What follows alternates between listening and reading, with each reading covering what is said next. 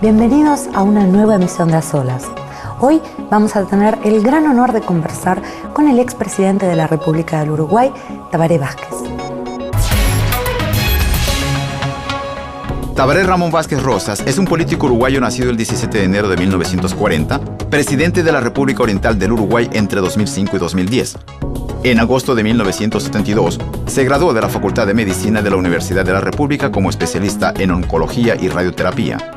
Es uno de los líderes del Frente Amplio, partido político de izquierda y centroizquierda.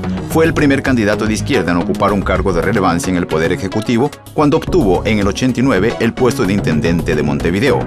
A partir del 94, presidente del Encuentro Progresista, una coalición electoral uruguaya.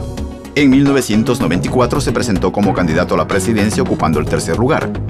En 2004, con el 50,45% de los votos, fue electo presidente de la República Oriental del Uruguay, cargo que asumió en 2005. Bueno, ahora sí, entonces, antes que nada, permítame decirle muy buenos días y muchísimas gracias por habernos concedido esta oportunidad, por haber encontrado un poco de tiempo para recibirnos y conversar aquí con nosotros. Muy buenos días. Y realmente el agradecido soy yo por esta tan importante oportunidad que usted y el canal me brinda, porque sé que llegamos a mucha gente y realmente los medios de información cumplen una tarea muy importante en ese sentido. Ya ha pasado más de un año desde que terminó su presidencia. Con el tiempo, la memoria social suele reducir un periodo en particular a 2 o 3 características distintivas. ¿Cómo cree usted que pasará la historia su gobierno, su mandato? Bueno, el gobierno tuvo un equipo, ¿verdad? En ese trabajo de equipo yo creo que hubo 2 o 3 elementos fundamentales que creo pueden marcar aquel periodo de gobierno de 5 años. Uno de ellos fue la prioridad que le dimos a la educación. Y más allá de aumentar los recursos presupuestales para la educación en Uruguay, en todos los niveles, primario, secundario, terciario, y apoyar también no solo la educación pública, sino la educación privada, el segundo punto fue el de las reformas, reformas estructurales, profundas. Reformamos el sistema impositivo, empezando por la reforma de la propia Dirección General Impositiva del organismo recaudador. Introdujimos el impuesto a la renta de las personas físicas para que pague más quien tiene más y menos quien tiene menos. En el Uruguay este impuesto no se aplicaba, no existía. Hicimos una reforma, educativa, una reforma de la salud que hace que hoy todos los uruguayos tengan derecho a tener una asistencia de salud adecuada. Instituimos la formación de un sistema nacional integrado de salud, tanto en lo público como en lo privado, trabajando en el mismo sistema, haciendo también que económicamente a ese sistema contribuya más económicamente quien más tiene y menos quien menos tiene, pero que reciban toda una asistencia igualitaria. Yo creo que este fue otro elemento, el de las reformas en nuestro país. Y un tercer elemento fue buscar una amplia inserción del Uruguay en el contexto internacional. Usted sabe muy bien que hay varios procesos de regionalización, de integración regional. Allá en Latinoamérica está la UNASUR, Unión de Ciudades de Naciones Sudamericanas, y también el Mercosur, donde está formado esta unión regional por 4 países, socios activos, Brasil, Argentina, Paraguay y Uruguay, y tiene como socios también a Chile y Bolivia. Ahora Venezuela ha pedido el ingreso. Bien, nosotros defendemos fuertemente los uruguayos el proceso de integración, pero buscamos una integración abierta, de forma tal que los países que estamos conformando esa integración también podamos desarrollar a nivel internacional nuestra relación bilateral. Usted dejó el poder con muchísima popularidad. 81%. Y muy poca gente en contra. con un saldo en cuanto a resultados claramente positivo, indiscutible. ¿Se planteó la posibilidad de hacer un cambio en la Constitución que permitiera una reelección y usted se manifestó en contra? En primer lugar, yo creo en la reelección presidencial, pero en aquel momento hay que ver el tiempo histórico en el que se plantea el tema, ¿verdad? En aquel momento el Uruguay estaba saliendo en el periodo de mi gobierno de una crisis económica, financiera y social muy importante. Uruguay estuvo muy complicado con la crisis de los años 2002-2003. Y estábamos buscando desde nuestro gobierno encontrar los equilibrios para que Uruguay pudiera asentarse sólidamente y poder avanzar y desarrollarse. Equilibrio económico, equilibrio financiero, equilibrio social, equilibrio político.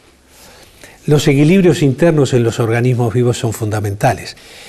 Y haber introducido en ese momento el tema de la reelección para que yo pudiera continuar un periodo más, iba a afectar fuertemente esos equilibrios y quizás romperlos. El Uruguay se iba a dividir inevitablemente en dos partes. La sociedad que quería una reelección y la sociedad que no lo quería. Y a mí me pareció que era mucho más prudente no generar ese tipo de división, ni en la sociedad, ni en la fuerza política, porque considero, estoy absolutamente convencido que la izquierda uruguaya tiene el mejor proyecto político para que los uruguayos vivan mejor. Y lo que importa no es el gobernante de turno, que es solamente una herramienta. Lo que importa es el proyecto político para lograr dignidad de vida en la gente. No ha dejado de ser un tema polémico la ley de caducidad en el Uruguay. Si bien dos referendos en su momento mostraron que el pueblo no lo consideraba por ahí necesario, hoy usted y su partido se manifiestan a favor de que esta ley sea anulada. ¿Por qué hoy sí? Bueno, vamos a ir por partes. Es un tema muy complejo. En general, a mí no me gusta tratar temas tan delicados de mi país fuera del país. Por tanto, voy a ser muy escueto y voy a intentar ser muy preciso. Yo integré la comisión que se creó en el año de 1980, fines de 85, 86, después que se aprobó la ley de caducidad, tratando de buscar las firmas de los ciudadanos para ir a un plebiscito intentando anular esta ley. Por tanto, conozco muy bien aquel proceso, lo conozco de adentro. Integré el Ejecutivo y fui el secretario de Finanzas de la comisión que buscó por el plebiscito anular esta ley, quitar esta ley.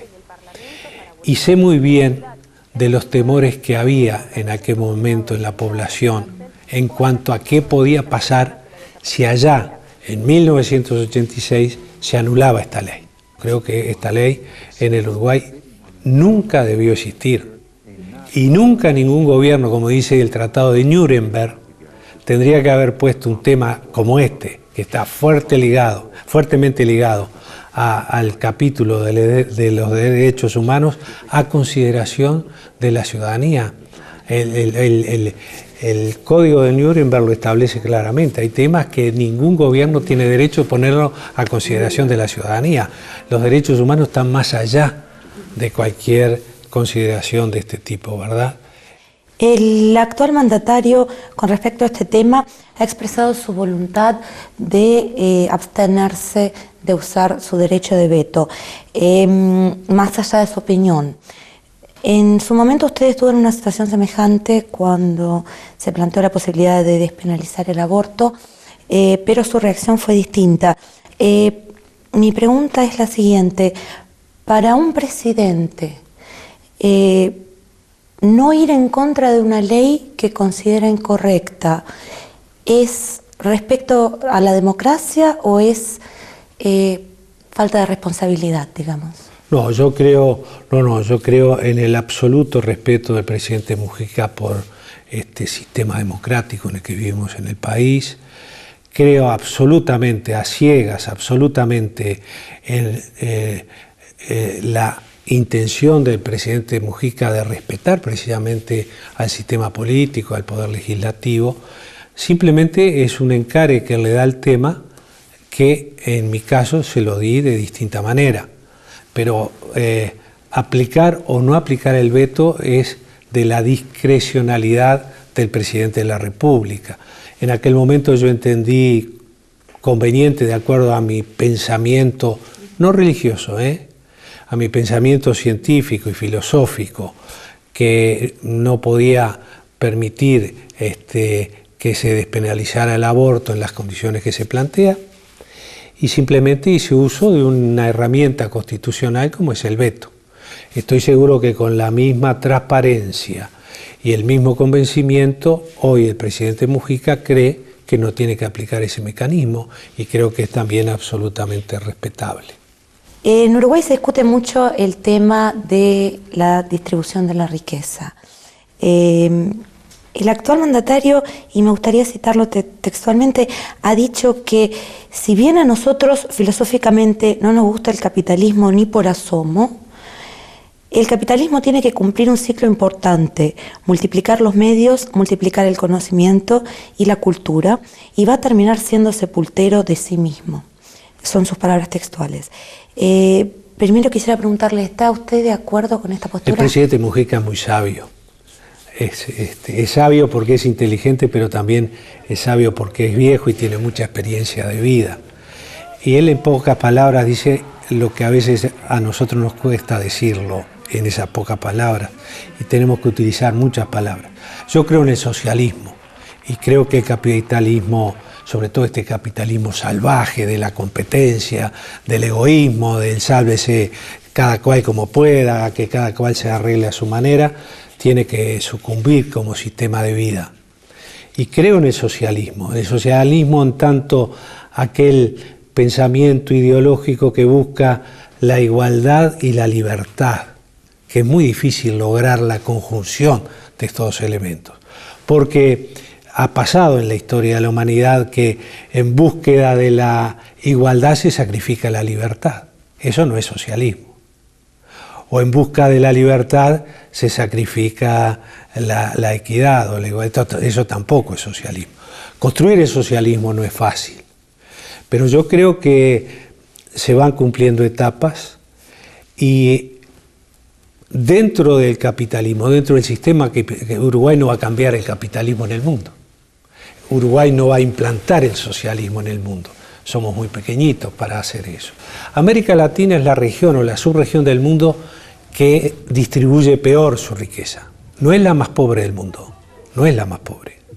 Yo creo que es una región extremadamente rica, pero tiene una enorme cantidad de pobres, cientos de millones de pobres, lo que encierra una enorme injusticia social, porque distribuye muy mal la riqueza. Bien, dentro de esa región que distribuye tan mal la riqueza, Uruguay es el país que la distribuye mejor, llevando políticas públicas con programas serios, bien, no con paternalismo, y no con populismo, sino con programas científicamente preparados, controlados, evaluados, seguidos, se puede lograr disminuir esa diferencia social, no solo en lo económico, sino en las prestaciones de servicios y en los derechos de los ciudadanos, porque todos los ciudadanos tienen derecho a vivir una vida digna, y eso también requiere una mejor distribución de la riqueza, no solo material, sino social, espiritual, en fin, etcétera. Ahora,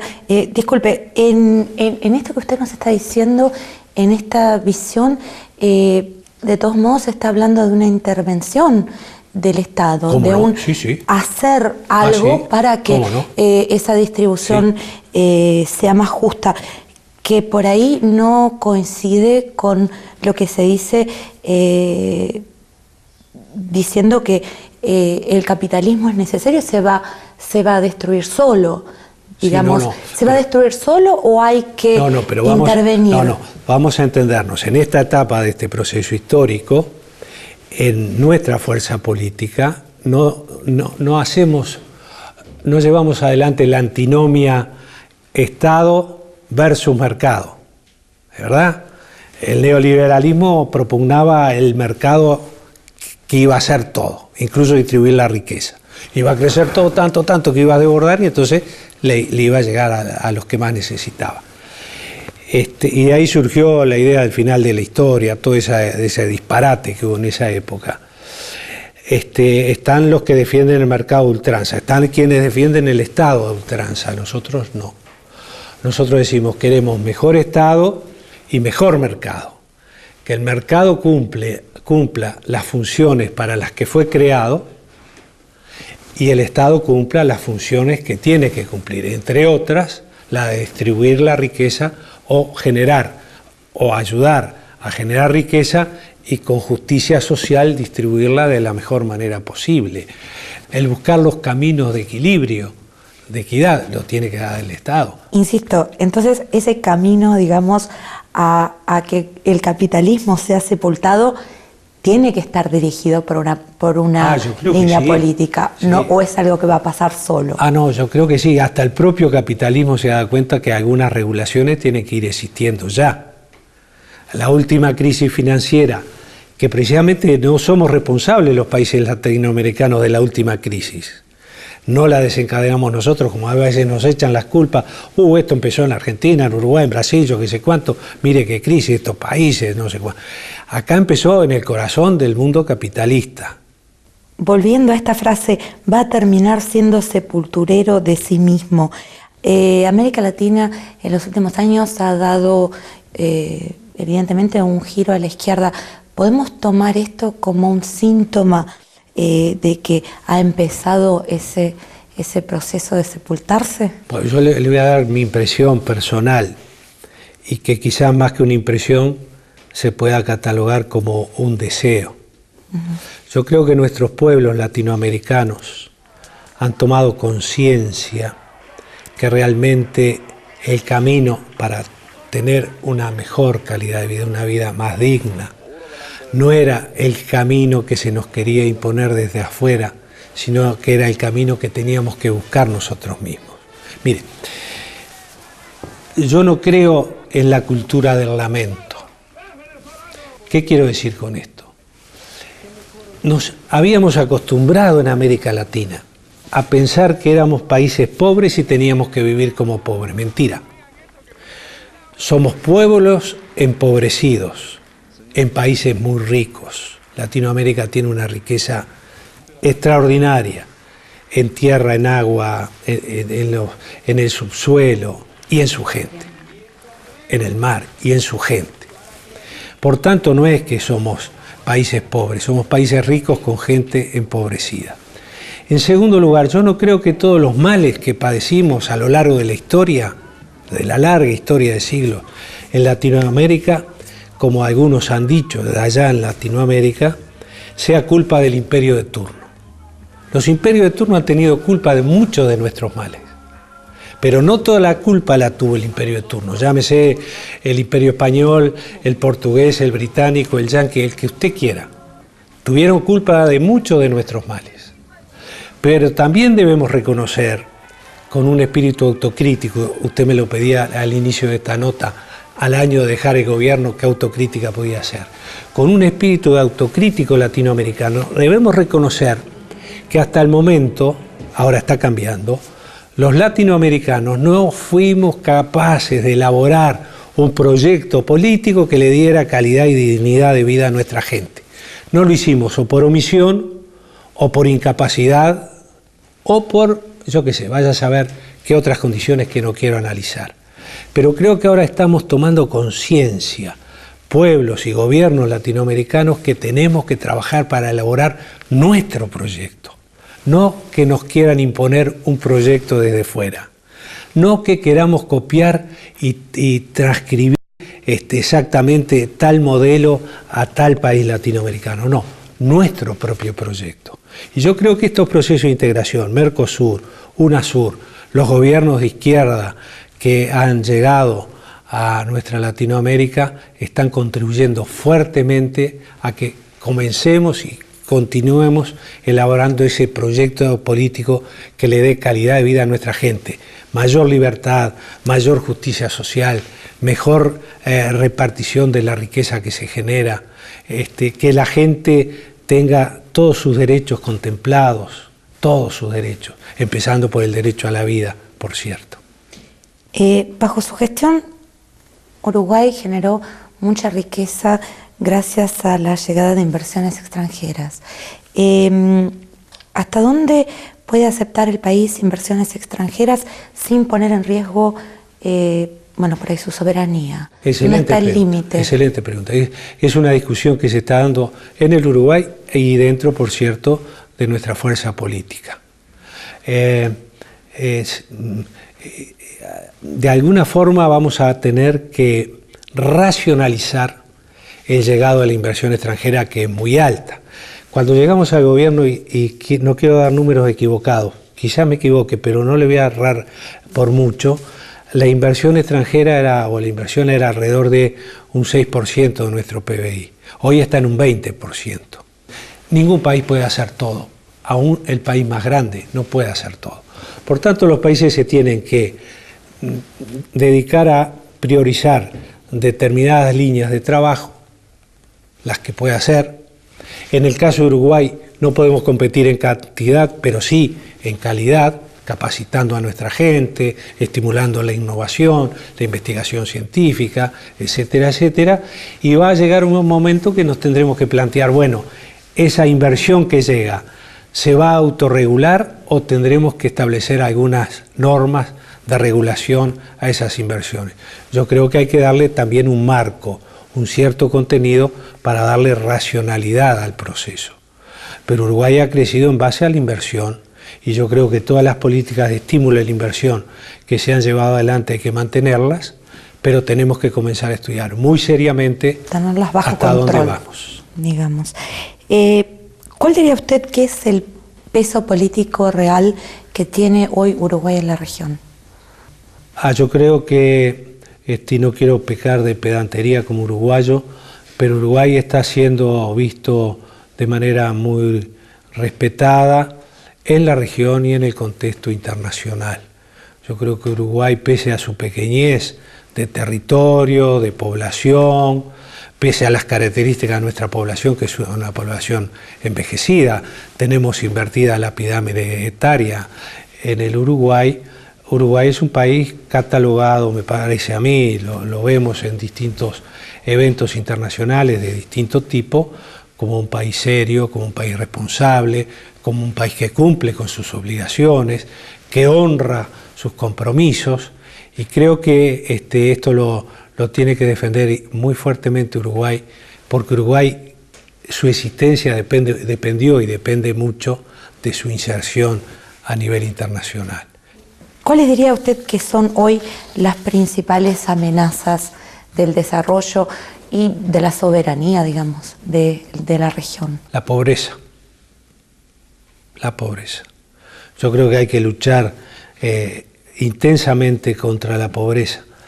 Creo que hay que erradicar en corto tiempo la marginalidad. Y creo que hay que luchar contra la pobreza e insisto en esto, la mejor política social para luchar contra la pobreza es generar puestos de trabajo genuinos para nuestra gente. Usted ha hablado de la posibilidad de aspirar a la presidencia en el año 2014, de la posibilidad en caso de que... Hace pocos días dije algo que quizás fue mal interpretado o lo dije mal. Repetí exactamente lo que había dicho cuando se me preguntó en el tiempo que iba a dejar el gobierno, febrero del 2009. Cuando usted tiene 20, 25, 30 años, usted puede hacer un proyecto a 30 años. A mi edad no. Porque la biología juega un papel muy importante. Por otro lado, hay circunstancias políticas y circunstancias políticas. Lo que dije y mantengo es que llegado el momento y si la salud me lo permite, si los frentes amplistas, que son los que deciden soberanamente quién va a ser su candidato, porque del Frente Amplio no viene algún compañero y dice yo voy a ser el candidato, no. Los frentes amplistas eligen libre y democráticamente quién va a ser su candidato y lo hacen con mucho raciocinio, etc. Si llegado el momento los Frente Amplistas consideran que puede ser candidato y la biología me lo permite y las circunstancias políticas desde mi punto de vista ameritan a que yo pueda aceptar tan alto honor, quizás. En el caso de que así fuera, de que se reunieran todas estas condiciones, ¿con qué Uruguay le gustaría encontrarse? ¿Qué objetivos quisiera que Uruguay hubiera alcanzado para aquel entonces? Que simplemente que siguiera cumpliendo y avanzando y ahondando los cambios en este camino que ha trazado nuestro Frente Amplio, nuestro proyecto político, el proyecto político de la izquierda uruguaya, que no es el único proyecto político en el país, pero que desde mi modesto punto de vista es el mejor proyecto político que el país tiene para que su gente viva mejor. Bien, el gobierno anterior comenzó ese camino, este gobierno lo está mejorando, lo profundiza, lo alarga, lo pule, y a mí me parece que sería bueno que cuando llegáramos al próximo periodo de gobierno, la gente, el electorado, tuviera como perspectiva el poder continuar este camino que ha dado muchos frutos para el Uruguay. El Uruguay ha cambiado en 5 años. Prometimos cambios y hubo cambios. El Uruguay aquel triste, aquel Uruguay del no se puede, aquel Uruguay gris, aquel Uruguay que expulsaba a su gente, sobre todo a los más jóvenes y a los más capacitados, ha quedado atrás. Hoy el Uruguay tiene otra esperanza, tiene otra forma de vivir, otra alegría, ha recuperado la confianza, su autoestima, sabe que podemos y que este es el camino. Entonces yo quisiera que para el 2014 el Uruguay se encontrara en este camino y estoy seguro que va a estar en este camino porque creo en este gobierno que voté y creo en mi presidente, que es don José Mujica. Bueno, permítame desearle entonces que así sea, que Uruguay siga creciendo, siga fortaleciéndose y una vez más, muchísimas gracias por habernos dado la oportunidad de conversar hoy con usted. No, reitero, el agradecido soy yo. Quiero dejar un saludo muy fraterno y mi agradecimiento a este querido pueblo ruso, al gobierno que también nos ha recibido con tantas muestras de afecto. Tienen un pueblo encantador y también quiero aprovechar para saludar a todos los ciudadanos de habla hispana que en distintas partes del mundo van a ver este programa. Gracias. Hemos tenido el enorme placer de conversar con el expresidente de la República del Uruguay, Tabaré Vázquez. Nos despedimos y será hasta la próxima.